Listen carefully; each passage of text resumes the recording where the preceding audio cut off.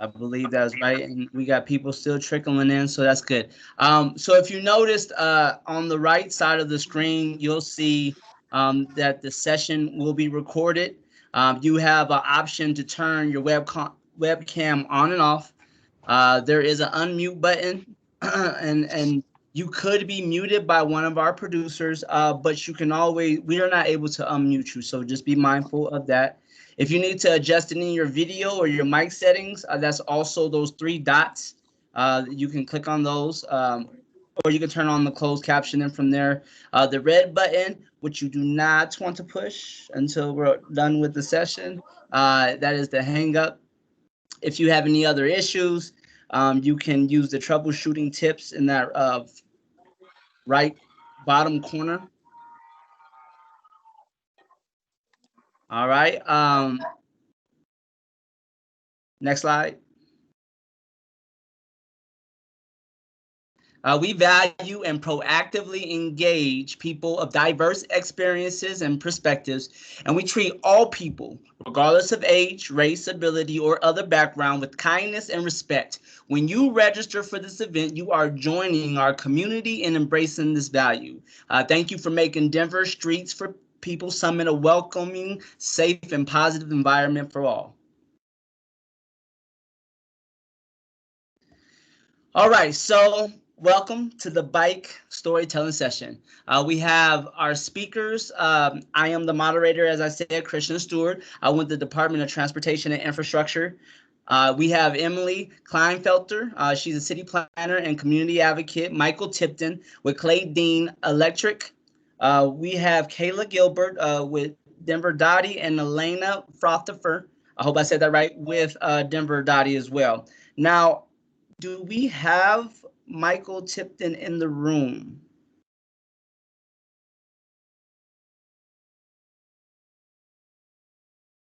We got some people trickling in. I just want to make sure we do have one of our panelists. Okay, well, while we wait on Michael, I just wanted to give you a short description. When a lot of us think about why we ride a bike, we often think about getting exercise, fresh air, and enjoying the outdoors, right? But riding a bike is also a great way to run errands, go to school, commute to work, and protest. Join us in the session to hear local stories about how these tides are changing.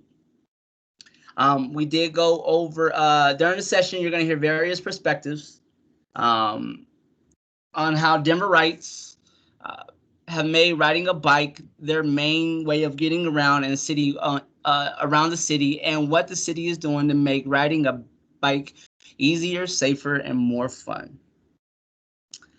So we did the code of conduct. I introduced the session. I want to introduce some other important people in this session. We have Feng Tran, and she will be one of the producers. She will be helping me keep time, and we will have Chastity as well, and she is going to be monitoring the comment box. Chastity will be monitoring comment box. If you have any questions, you can put them in the chat box, and she will make sure to either get the answers to your questions or get the questions filtered into the right person. So we have someone mute check for me. Anybody? It sounds like we have an open line. Otherwise, my producers will also be muting people as well. But you can only unmute yourself. Thank you. Do we have Michael?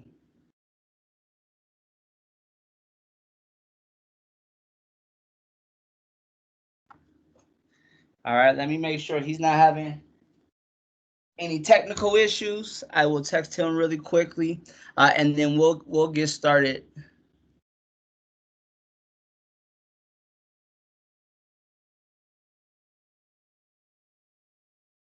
If you would like to, while we're waiting, if you would like to introduce yourself in the chat box, you're more than welcome. If you have any pictures of you on the bike, you can post that too. That'll be fun. Let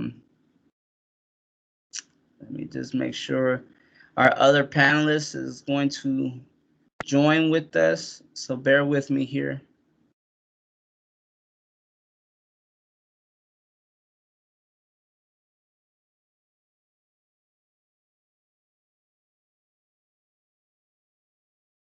I don't like to have dead air while we're live. Thank you for everybody who's joined. Thank yourself for coming and being a part of this very important discussion. I think we have Hello. Michael. Is that you, Michael? That's me. All right, sir. Welcome, welcome. I have gone Thanks. over the code of conduct and I introduced you and all the other panelists. We have people ready, so let's go ahead and get started. Great. So go ahead. I said great. Okay. If we can also have you mute yourself, sir, until it's time to speak. So I wanted to introduce the format here, okay? We are going to have the way that this will look tonight. We're going to have rapid response questions. So we are going to ask the panel list questions to kind of get some context about their biking journey, right? Then we'll have a presentation by Kayla Gilbert. It will be a short presentation. And then we'll have 3 biking stories, by the stories of the people on the panelists. And it will go in order of Ellen, Michael, Emily will be the order of the actual stories that they will be telling. Those are about 4 minutes apiece, and then we will go into the panel discussion. Now, the panel discussion will be about 20 minutes, and we'll be asking more in-depth conversation or in discussions about to get even further into context and then intentions, right? And so we will go ahead and go into the rapid response questions. The order will be the same every time, and we will have Ellen answer first, Michael answer second, Emily answer third, and Kayla answer last. All right, are we ready, panelists? Okay, all right, here we go. So the first question is biking your primary mode of transportation? Yes, I do not own a car.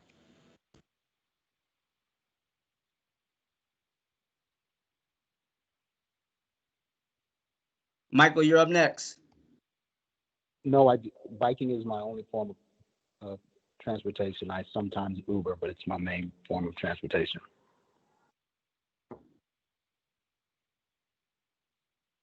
Oh, that's me. Sorry. Yeah, it is my main form of transportation.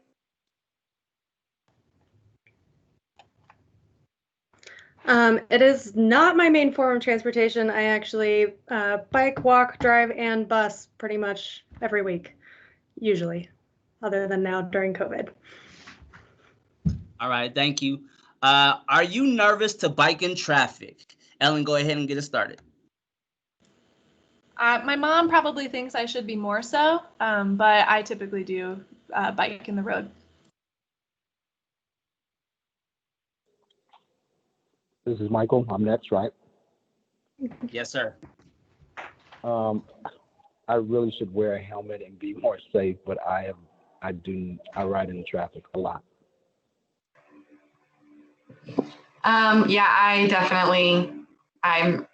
not scared of traffic. I ride all with it. So. I am definitely a little nervous to bike in traffic, but I do it. I prefer to bike in traffic or actually on an off-street trail is the most enjoyable for me.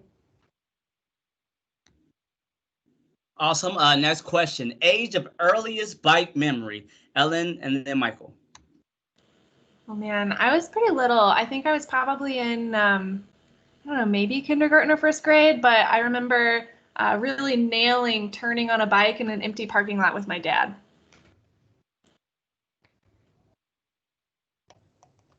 My earliest memory of a bike was getting a bike when I was 5 years old, and I've been riding ever since.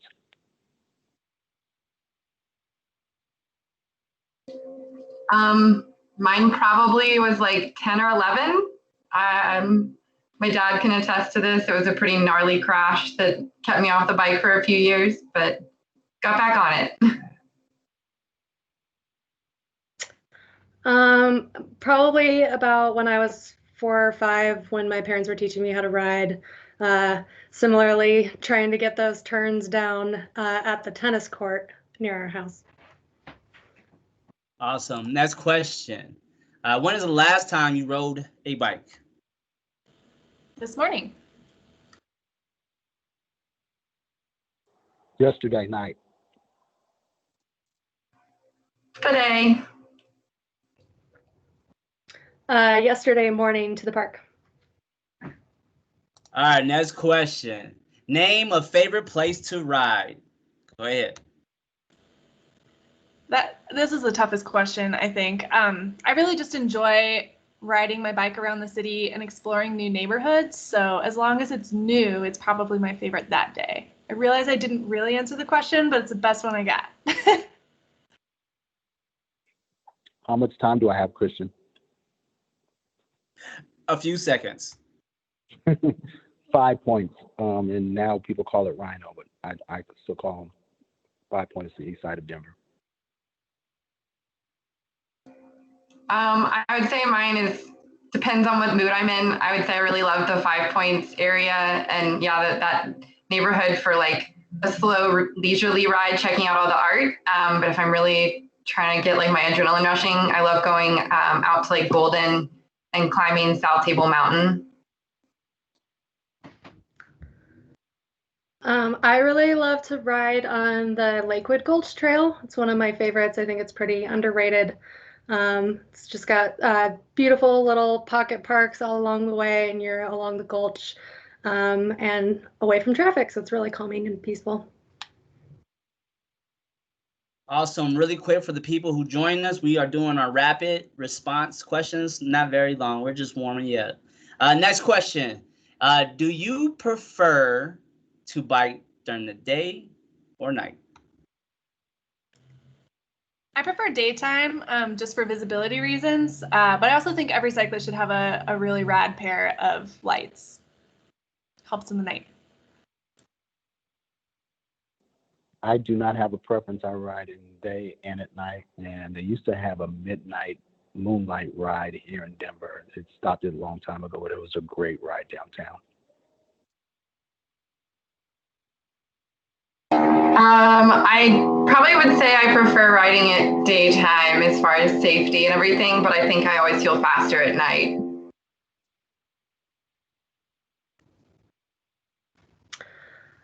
It depends on the season. Definitely daytime usually for safety reasons, but also sunset's always a great time for the ride in the summer because it's starting to actually cool off, so you can get some fresh air. All right, next question. How do you like to bike? On city roads or dirt roads? It's an interesting question. I think I just primarily bike in the city because it's the way that I live my life and like go to work, go to the grocery, well, work in normal times, but biking on dirt is fun too. I would say on city streets, but I ride a single speed, so I do a lot of city riding, and I came from a mountain bike, so I do both, but I'd rather city so I don't get stickers or flat tires. I have fallen in love with gravel riding, so I think I would definitely go with like road or dirt and gravel type riding right now. I definitely prefer the city ride, smooth paved roads. I am not really an adventure cyclist personally, although I love to watch that. I admire other people that can do that, just not me. All right. It's going to get a little trickier here. All right. Do bikes belong on sidewalks or on the road? I think bikers belong wherever they feel safe. For me, I prefer being in the road, but I do hope, especially with the work that I feel really lucky to participate in, that we can improve facilities more and more so more people feel safe in the road like me. I believe they belong in the road so that they can flow with traffic, but all kids, including myself, learn how to ride on sidewalks. So it's kind of hard to answer that question. I'm going to go, Ellen had a great answer, which is I just think that people for now should ride where they feel comfortable, but it's our job to provide them with spaces that are for them. And so I would prefer that bikes are on the road, but having their own dedicated space where they're comfortable to ride safely. Yeah, I would agree with all of the panelists too, but I guess say neither, because I think both puts them at contest with either pedestrians or at cars, and preferably bikes should have their own lane on a street. What an amazing answer. Last question of the rapid response. Okay. Does your bike have a name? And if so, what is the name? Mine does not, but it should. It's actually my mom's old Trek Hybrid from the 80s. So open to suggestions if you want to throw any in the chat. No, it doesn't have a name. If we had to call it something, it'd be called transportation. My single speed does not have a name, but my gravel bike is named Carl, which is named after my favorite spotting. It's called Carl's Point, which is like the top of South Table Mountain in Golden. Mine does have a name, though it's totally really simple. It's Blue, and I call it Baby Blue because it's my baby.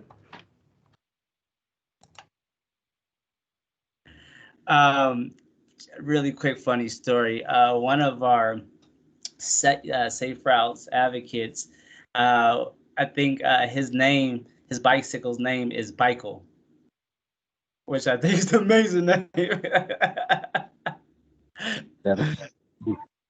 Yeah. Okay, so now we reached the part of our session where we are going to go over Kayla Gilbert's slides. I believe you are sharing your screen for your slides, correct, Kayla? Okay, well, then I will turn it over to her.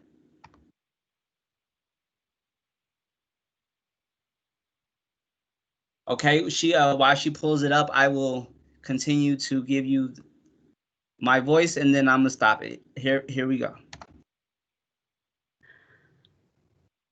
Okay. All right. I'm unmuted now. All right. Thank you, everybody. So my name's Kayla Gilbert. So I'm going to share a presentation that I actually put together last year about my biking story to share with some other folks, and my team enjoyed it and asked me to share this again. I'm going to just talk about my personal experience with biking here in Denver, and then share some lessons that I've also applied to my work and learned from my work over that time. So my biking story starts with me as a little kid. So it was the early 90s when I was growing up in suburban Littleton, Colorado. By the way, this picture is not me. I know that you're looking. You won't actually find a picture of me anywhere riding a bike as a kid. Not because my parents didn't take pictures, but because I didn't ride a bike when I was a kid. As I mentioned before, I did start learning how to ride. But once my parents took my training wheels off, I couldn't hang. So there's one more moment in particular, though, that sticks out in my memory. And I must have been about like 5 or 6 after I was learning. And I was at Clement Lake Park with my family and on my bike. And I lost balance because I was still learning. And I crashed hard and into somebody. And it was an elderly gentleman. He was really, really nice and kind about it. But my chain must have cut him or something because... So it's totally probable I'm misremembering this entire experience and dramatizing it. But all that I remember is blood everywhere.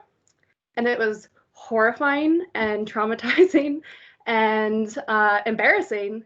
And I didn't get on a bike again until I was 20.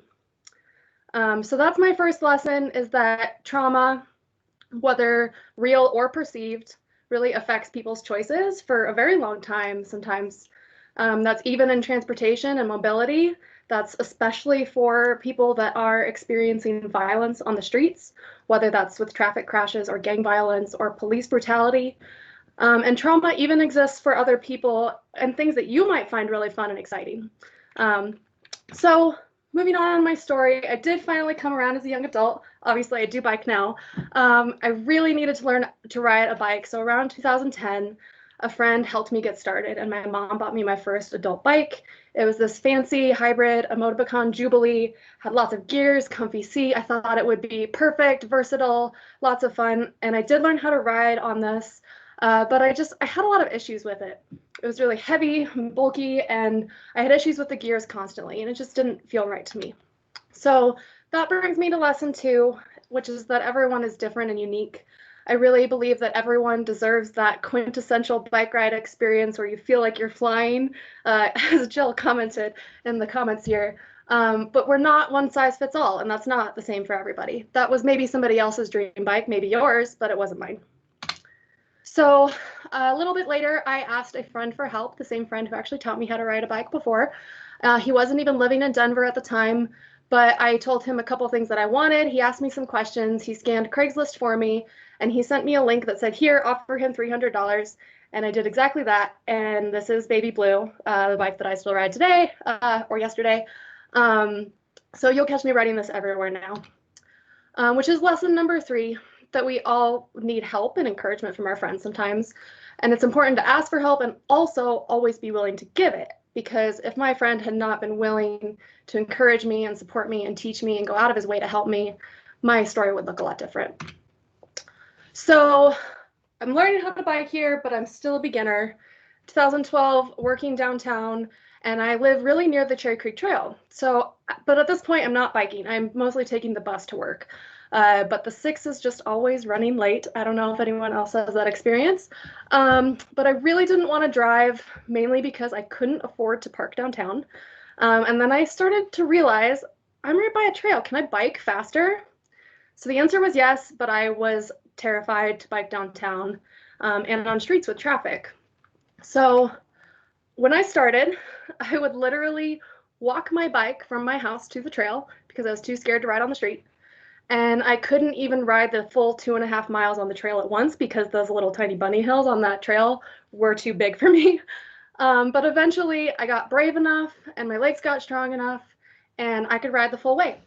And then when I did, I had a 25-minute commute door to door, beautiful sunshine, fresh air. It was amazing.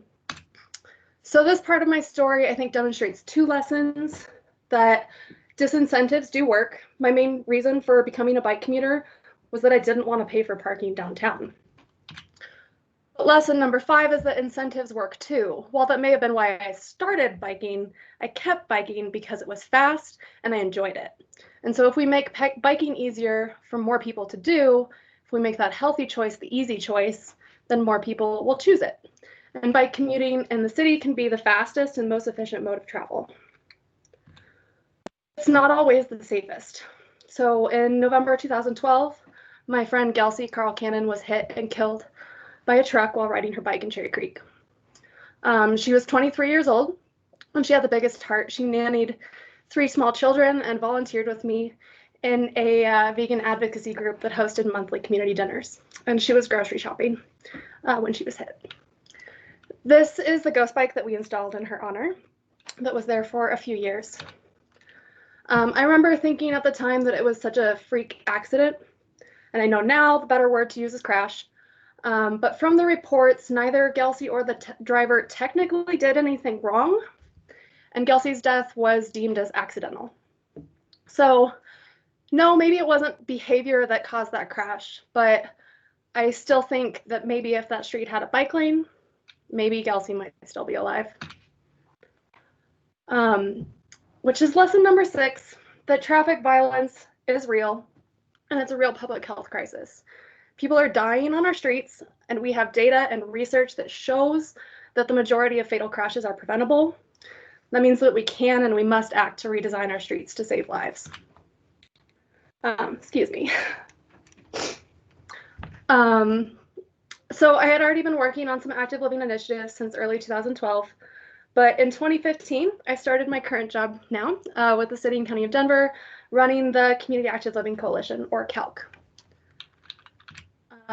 So over the past 5 years, I have connected with folks all over Denver about active transportation, and I've had the honor of being part of this movement that I think we have all helped start in Denver. And when I reflect back on what made that difference, I truly believe that it's because we started changing the narrative, because bike lanes, for instance, aren't about one typical type of cyclist, but it's about all of those people that you see in these pictures and all the people who move through our streets every day in all sorts of various ways. And whether we walk, bike, take transit, or drive, we are all just people moving around, and streets do so much more than move cars. Streets move people and they move life. So when we change that story to prioritize people first and we lead with messages around kids and safety and health, it's nearly possible to not be on board.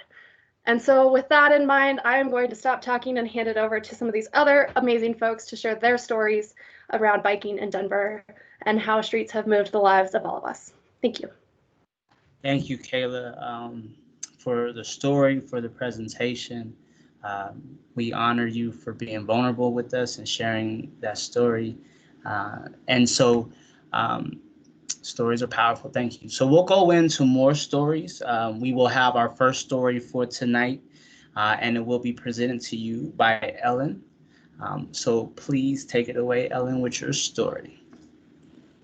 Thank you. And again, just want to thank you, Kayla. That was a really great presentation. I think the takeaways were great, and also just want to appreciate your vulnerability. And it's just, yeah, it's hard. I think we all have stories of either close calls or tragedies, and it's preventable. So I just thank you. Man, that is a hard presentation to go after, though, because like it was so well organized and you had just like beautiful takeaways. So well, I'm not going to sell myself short. I'm not going to apologize, but I do not have slides today, but I want to take you on a journey back to where I'm from, back in the Midwest. I lived in Indianapolis, and actually my first internship coming out of college, well, I was actually still in college, was with the Indianapolis Cultural Trail. And if you aren't familiar with the Cultural Trail, I implore you to just do a quick Google and, you know, go through the images, take a look, even go on their website. There's some really cool things. But what the Cultural Trail is a really cool effort that spanned about 5 years, I believe starting in 2013. There was a group of people who said, downtown Indianapolis does not need this wide of roads. We can repurpose a lane that is currently used for travel to really prioritize people walking and biking. And so it is a multi-use trail separate from the roadway that allows for cyclists to go both directions, and then it also has you know, landscaping in the middle and pedestrians on the curbside, if you will. So close to entrances to businesses and restaurants, things like that. And it's really cool, I think, in part because of its simplicity. You know, there's a paving pattern that's used on the Cultural Trail, as well as some thermo patterns that are used when you're crossing roads. So you know that you're on the trail when you're on the trail. And the reason it's called the Cultural Trail is it connects several different, just really vibrant neighborhoods that surround the Indianapolis downtown. And then it kind of creates a little loop in the Mile Square, which is like the main center of downtown. And then the arms go into these cultural neighborhoods that have just a lot of art, a lot of really cool just history in the city in terms of who was there and who was really energizing the space, you know, for years and decades. And then there are also arms that connect to larger greenway systems, one being the Monon Trail, which used to be the Monon Railroad, and it connects further up north several miles into more of the neighborhoods in the city. So it filled both a need in the downtown for people walking and biking, just hanging out downtown, but also people commuting to work. It was really cool. So that's what the Cultural Trail is. And I just want to speak really, really quickly about what it is like to experience the Cultural Trail, especially if you can imagine as sweet little Ellen, bright-eyed, you know, still in college, trying to decide what I was passionate about and where I really wanted to put my efforts as I move forward in my career. And then I fell into this internship at the Cultural Trail. It was right as we were launching Pacers Bike Share, and a lot of my work was about writing grants and doing community engagement to ensure that our community had equitable access to that bike share. So it was a really cool way to get introduced to it and to see how bike infrastructure and facilities don't just have to look like bike lanes. Thank you. This also involves green infrastructure along the corridor. It involves art, and it's all kinds of art. You know, some are very installation based. So there's some pieces of art that are actually, I think it's called, it's something meadow or something prairie, but it's like a raised meadow, like green roof, and you know, it talks about sustainability. And then there's another installation that's actually scent based, and so when you bike over it or walk over it, you smell roses or violets or whatever the artist puts in at any given time. And some are more interactive, like there's a sign, and it looks like a crossing sign on a street, but it says care or don't care, and there's a story about what it means to have civic responsibility in a city like Indianapolis. So I only say that because, you know, the Cultural Trail certainly transformed Indianapolis, but it also transformed me. It made me more comfortable getting on a bike. It made me more passionate about making it easy and fun and a learning experience, quite frankly, to get on a bike. And that is, I think, what lit the fire within me to continue doing this work. So thank you for your time. Sorry for the rambles, but do look up the Cultural Trail. And if you're ever in Indianapolis, I do hope you're able to experience it. It's very special. Thank you, Ellen, for sharing your story. You know, we've given our speakers 4 minutes to tell a story about a lifetime of biking journeys. And so that's really hard to do. I just want y'all to be, you know, aware of that who are participating. We'll probably have to do this again and have hours to tell, you know, our stories. So thank you. Michael, you are next up, sir. If you are ready, I will be quiet and we'll hear your story next. Thanks, Christian. Yes. So my story, I would begin it at about 12 years old. I got a bike for my birthday. My birthday's in May, and it was stolen. And I had to try to figure out how I was going to get another bike. So when I made a police report, they said that I should go to the police auction to look for my bike or try to get another bike. And I have 2 brothers at the time, and my mom was a single parent, and money wasn't a lot, wasn't a resource that we had a lot of. So I would go to the police auction, which is what we would call Rhino now. It was like 36 and Chestnut. In the 80s, it was very undeveloped at that time, and we would take the bus down there. Me and my brothers and walk most of the way to get down there. I finally started buying bikes from the police auction, and I was at the Crush on Walls, I think one of the ladies were referring to last night, which is, the art district down in Rhino. I've been riding there since the 80s, and it was just a beautiful thing to be able to use things with the police auction and have resources to get another bike and learn that area. From that point, I met Dana Crawford and volunteered for Doors Open Denver. I met Nikki Zeppelin and Kyle Zeppelin, who do the taxi building, because I've been biking in that area for 30 some odd years. Fast forward a little bit further, I was an aide for a senator in the state capitol. And when the DNC came to Denver, they had the bike share program, which is the B-Cycle program. That was the first, they had a pilot program. And you could give your ID and your credit card, and you could ride all around Denver and check your bike in the different stations. So I was a part of that program before the B-Cycle program started. I'm also, I work for an electrical contractor here in Denver, so I've been involved in the Bike to Work Day for at least 4 or 5 years straight. And I volunteered everywhere from 5 Points, Park Hill, Stapleton to Rhino, different stations. We didn't have much money growing up, so I remember as a kid having it cost 35 cents to catch the bus one way. And me and my two brothers, was 3 of us. My mom didn't have enough money to give us to go to Elages or do things, so we had to use our bikes to go places. It made it really an exploratory type of situation where I learned Denver. I give bike tours. I've given bike tours for B-Cycle. I've done different bike stations at Black Arts Festival, Juneteenth, Pride Fest.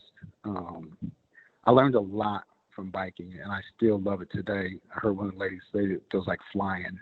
That's a real thing if you're a biker. It just feels like you're flying a lot of times. I ride City Park, Wash Park. I use the bike lanes. I caught the end of the Denver Cruisers last night. I have 2 teenage daughters. I encourage them to bike. It's just a part of my life. Even when I've had a car in the past, I still ride my bike. If anybody knows about Colorado Bikes or Bike Colorado, I am in a running to get an electric bike because I'm on the Colorado Office of Energy's electric vehicle coalition. So I encourage people to, in my job and in my personal life, to reduce fossil fuel. And you see all the fires that are going on in California and up in Boulder. It's a no-brainer. And it's such a beautiful city. We have so many great green spaces. If you live in the city, now I don't know about the suburbs, but Christian and I talked about that. I think it would be really great to have more rides to Green Valley Ranch and places in Aurora. But if you live in the city, and I live in City Park West, it's just more than a commute. It's a great way to see different houses, architecture, visit restaurants. It's cheap on parking. It's just a great benefit to me, and I really enjoy biking. So that's my story. Thank you, Michael, for sharing your story with us. Next door we have is Emily. You are next. Tell us about your story. Ooh, okay. So mine's kind of a 3-part story. It starts on like an emotional one, I guess, but my dad is definitely the one who I have a lot to blame or to thank in some ways for making me the way I am. And he's the one who really introduced me to riding bikes. And we honestly started riding them together, going on these longer rides, I think around my sophomore year of college. And they became like therapy sessions for us. We were able to have these super long discussions and just like bond. And now he's, because of those rides, and we do them even to this day, like when he came to visit a couple months ago, we still ride together. And it's like, he's my best friend because of it. So it's great. But he also, I grew up in the world of advocacy because of him. He was one of the founding members of a nonprofit in Nashville, where I'm from, called Walk Bike Nashville, which is kind of similar to Bicycle Colorado. And so it was kind of growing up with that in the household and hearing these discussions about, just city planning and bike advocacy and sidewalks and all of that kind of stuff that got it in my head. And then he became a city planner, and I just kind of followed in his footsteps. And I ended up coming all the way out here to Colorado to get my master's at CU Denver and urban and regional planning. And now I focus on transportation planning mostly because it's the thing that makes me the happiest. But I think that, I followed in his footsteps in more ways than one with the advocacy thing, is that recently I've really found that my biggest passion is equity within transportation, and especially representation. And so in the last couple of months, I've been working with a coalition of both cyclists and cycling groups throughout Colorado, or Denver specifically, to organize these Denver Solidarity Rides that are we're using the bicycle as a vehicle for protest to call attention to systemic racism and police violence that disproportionately affects Black people in America and people of color. And so I'm really honored to work with everybody that I work with, which are, ranging from Bicycle Colorado and Bikes Together to a cruisers group called the Skid Marks, to Black Girls Do Bike Denver and Major Taylor Cycling Club of Denver. And I think that has been the most rewarding and transformative work so far of my bike just career and life. It's really shown me that there's no purpose in fighting for these safe streets that we are calling for when it comes to safe infrastructure if we're not calling for first making our streets safe for everyone, no matter their color of their skin or where they're from. And so I feel like that's our duty as city planners. We have that power and that responsibility to fight that. And so that's kind of my first and biggest passion as an advocate. But also just getting people on bikes, no matter what, is what I love. And I'm proud to be here in Denver and helping make it a better city for biking and walking. And I'm kind of still new here and getting to know the network, but it's been so awesome to meet this welcoming community of just transportation advocates and make a name for myself here in a way. I really love just meeting everyone and getting to build this larger network of folks who want to just make the city better for everyone to get around and safer. So that's my story. Awesome. Thank you for sharing your story. As we've noticed through questions and stories is that biking are, it's a great way to run errands, go to school, to commute to work, and to protest. And so it's important that, as we go forward, we ask the right questions so we can get the right results. And if you are listening to these stories, we can find the solutions if you listen well enough. And so with that said, we'll go into the next portion of our session, which is more in-depth questions for the panel. This will give us context and intention. And so we'll go straight into it. This first question I am going to ask of Kayla. What are some barriers that prevent you or others from biking as their primary mode of transportation?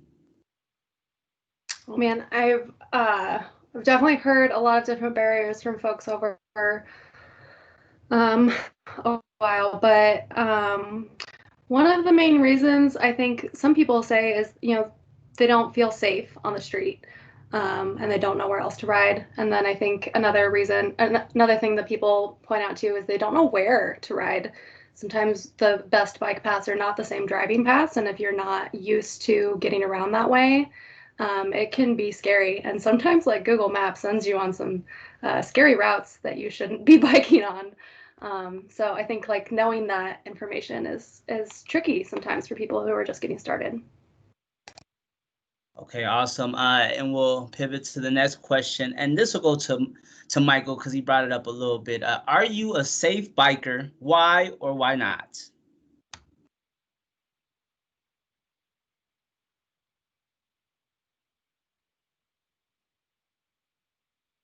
Do we still have Michael with us?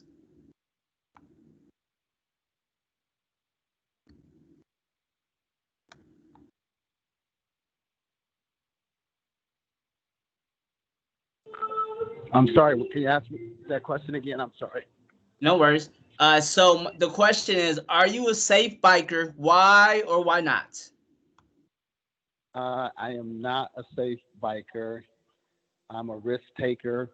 I'm a revolutionary. I go against the grain and I follow that same train of thought when I ride my bike. And has it always been like that? Did you grow up around other people that exhibited the same quality? Yes, I grew up riding with a bunch of kids in my neighborhood, and popping wheelies and jumping off curbs were what we did. And I'm almost 50, and I still don't pop as many wheelies and can't jump as high, but I still ride the same way. Yes. All right, thank you for being transparent with us, sir. We always appreciate that. Next question will go to Emily. I'm gonna put you on the spot here, Emily. I'm sorry, not Emily. No, it's Emily. Sorry. Yeah, I'm gonna put you on the spot, Emily. If you had to give Denver's current biking infrastructure a grade, what would that grade be? Oh, wow. I'm on a call with like multiple Denver employees. Please don't take offense to anything I say. If I would, being generous, maybe like a B minus, C plus. Like, yeah. No, it's okay. There's a follow-up question that I'd love to like follow, I'd love to answer, but like, basically like it's the reason why I chose, when I came to Denver, and I chose here for a master's program, is I was looking at the city that I wanted to go to, and I wanted to really learn from the city. And I saw Denver had so much potential, but also like it just had the potential. Like they had a lot of great things going. They had people in the right places who had the right ideas, and we still do, even more so. But we still have a lot of room for work and, improvement. And whether it's little things or big things, but I think comparably, like to cities across the nation, okay, we have like maybe like a B plus, but like. Hey, listen, we're okay with whatever answer you give us. I think it's important to have a real understanding, right? And because we can't get better if we pretend we are the best. So to follow up that question, you said if you were being generous, B minus, C plus, and then you wiggled up into like a B plus area. So what will it take for Denver to get an A? So one of the terms I like to use is protection and connection. And so that's, I think, what we're missing is both better protection, and I'm not just talking a buffered bike lane. I'm talking like actual legitimate protection, barriers and things where cars can't come in, and like the plastic bollards on 14th where big trucks can run them over. So providing a type of protection where people of all ages and abilities feel comfortable riding on it. And then second off, creating connections, not just, you look at the bike lane on South Broadway, like where is it connecting to? But you look at the more recent work that you guys, DOTI, has done, the 13th and 14th Street protected bike lanes. And that's a great east-west connection that was missing that now we're having. And so it's creating better connectivity and, safer infrastructure for all ages. All right. Now we have a goal. So thank you for sharing. The next question will be for Ellen and Michael. We'll have you answer it in that order. Okay. The question is, what biking projects are you excited and encouraged about? Sorry, couldn't find the mute button. Yeah, that's a good question. And I feel really lucky to be involved in the community transportation networks, which if you're not familiar with that, there are 3 different networks that are currently undergoing concept work to design concepts for bike lanes.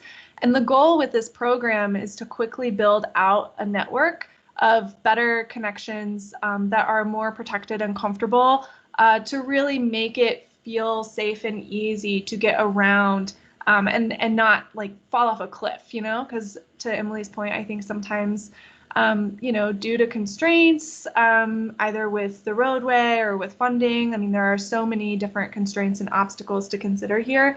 sometimes we're not able to get the right connections the first go, and this program I'm really excited about because it's allowing us to not only design and implement a network simultaneously, but also in the public outreach and engagement about it, talk about the network and how, why, some people, it can feel personal, right? If there's a really good bike connection identified on your street.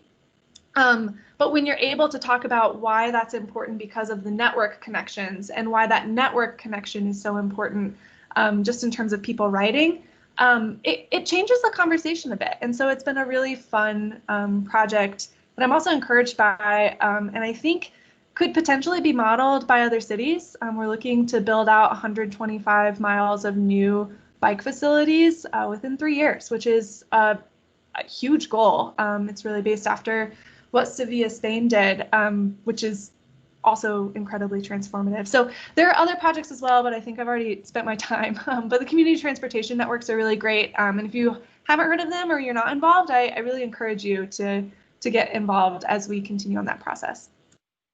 Thank you. And if you have any more information that you would like to include in the chat, please feel free to do that. Michael, you are up next to deck. Let me know if you, I'll ask the question again. What biking projects are you excited or encouraged about? I have been doing bike tours here and there. I've done them for Chocolate Spoke, which was a bike shop that closed at 5 Points. I did bike tours for the B-Cycle, which is no longer, I don't think, really up and going. My bike was made by Peter and his wife over at the Denver Bike Cafe. And so next year I will be doing my own bike tours with the Urban Green Report.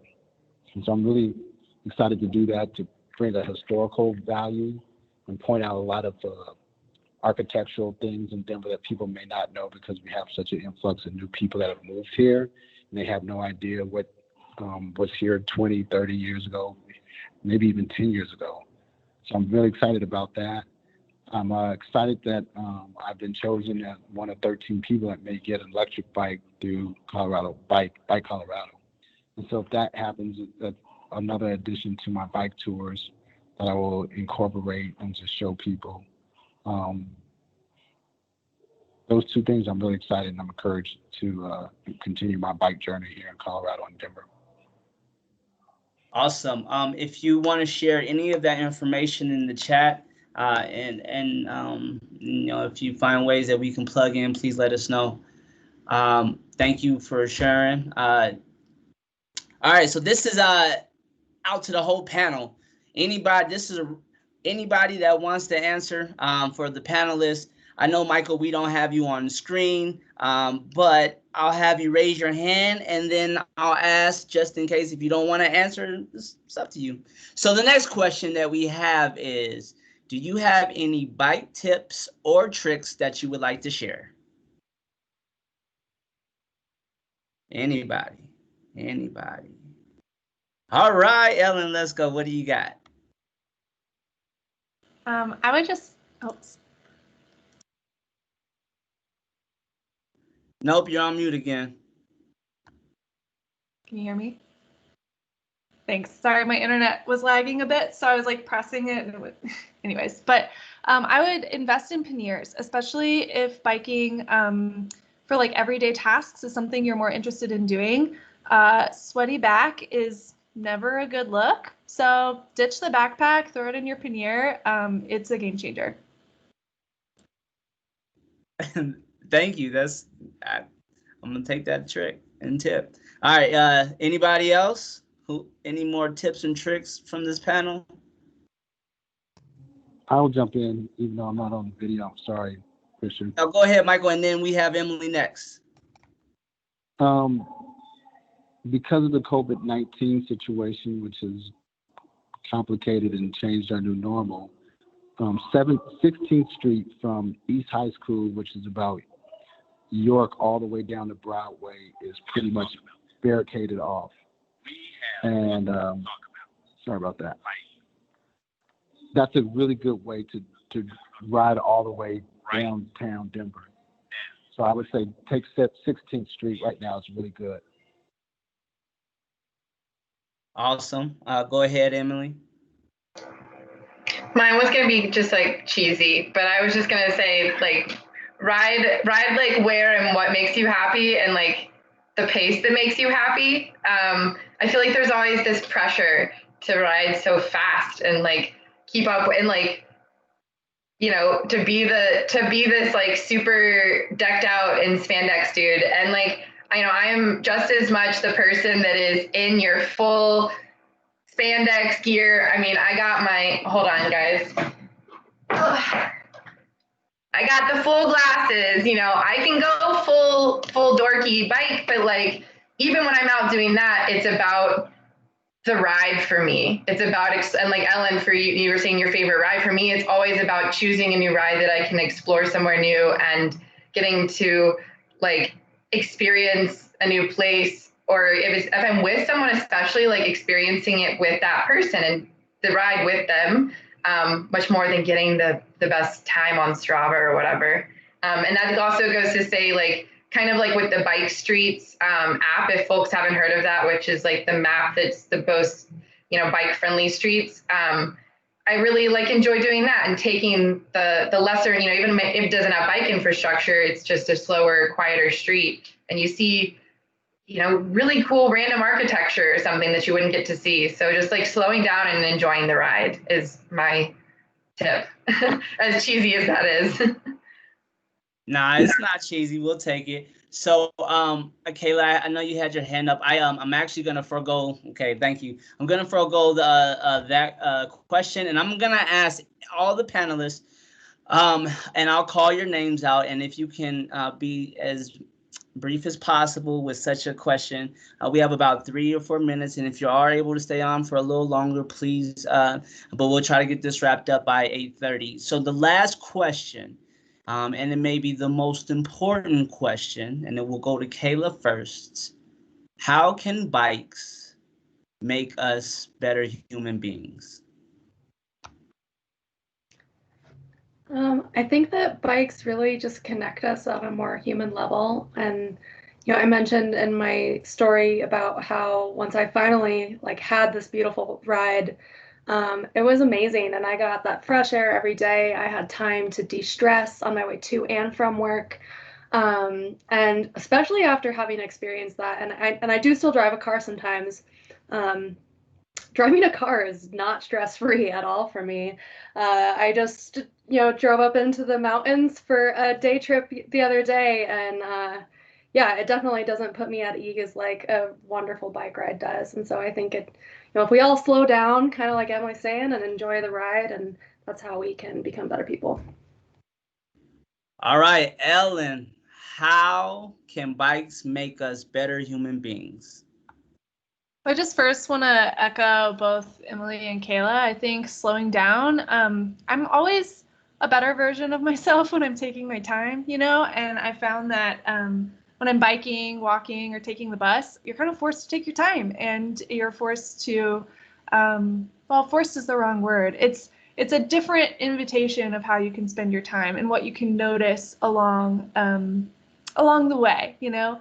But I will also say I am notorious for being very optimistic about getting to the gym or going for a run. But if you bike everywhere, it's like utilitarian exercise. So I mean, exercise makes me happy. So I think that also it worth, you know, it has merit. It should be considered. Thank you. Question to you, Emily. How can bikes make us better human beings? I mean, kind of echoing both Ellen and Kayla, I think for me, it has to a lot do with the emotion, like the human connection that comes from biking. You know, if everybody was out on bikes on the streets instead of cars, like we're actually able to like say hey to the guy on the bike next to you, and you know, have more face-to-face interactions. I mean it's COVID, but still. You know, that kind of just having less barriers from just like interactions, I think would be great. And then also on the other hand, like to get sappy, I mean, I am forever thankful for biking and the relationship that it's created with me and my father. And, you know, I truly don't know if, I mean, our relationship might be the same it is, but I really think that I have biking and our bond through that to thank for it. And so that, as you know, that maybe on a small level, I think that's just made me a better person. So yeah. You know, for us to be better humans, we have to be better people individually. So, all right, Michael, we are going to end with you, sir. How can bikes make us better human beings? I believe it keeps me young, keeps me connected to my community. I've ridden in a few. I'm in the Major Taylor Bike Club, and they've organized with the city of Denver a couple of Black Lives Matter bike rides. It was about 200 people riding through 5 Points in downtown Denver. I think it's a consciousness and awareness, it's a fitness thing. It connects us better than cars. It's a little faster than walking. There's a lot of benefits to biking. And I just think that we can do a lot more of that. Keeps pollution down. There's a lot of smoke in the air right now in Colorado and Denver. I can give you at least 10 other ways, but I think those are enough right now. Awesome. Again, I wanted to say to each of the panelists, I am honored that you allowed me to be your moderator. Thank you for everyone who tuned in and listened to all of the stories, all of the suggestions that came with this storytelling session. I encourage everyone to continue to build your bicycling journey and your storybooks. To be unafraid to take the roads, take the sidewalks, take the mountains, do whatever is necessary for you to be a better human being through biking. And we wanted to, say thank you for contributing to making this world better. I would like to thank our partners with the 2020 Denver for Streets People Summit. That is CALC, the Community Active Living Coalition, the Department of Transportation and Infrastructure, and the Denver Streets Partnership. Thank you to those sponsors and those participants that have joined us on this great session. I have fun with everyone and listening to your stories. Your stories now become my stories, and I hope other stories become yours. So we are signing off for the evening. Enjoy the rest of your night, everyone.